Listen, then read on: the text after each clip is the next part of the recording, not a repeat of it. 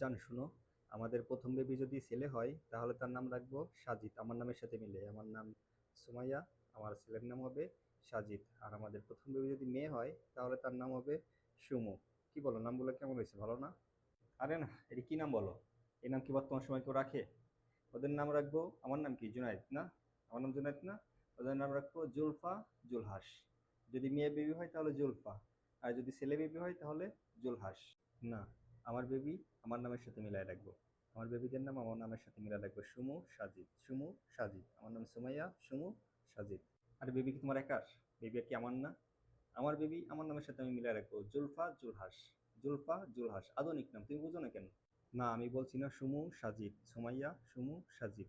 আমি কি বলতেছি তুমি বুঝতেছো না? জুলফা জুলহাস, জুলফা জুলহাস, এগুলো আধুনিক নাম, তুমি বুঝো না কেন? ও, তুমি আমার কথা শুনবে না না? তোমার কথা শুনবে না?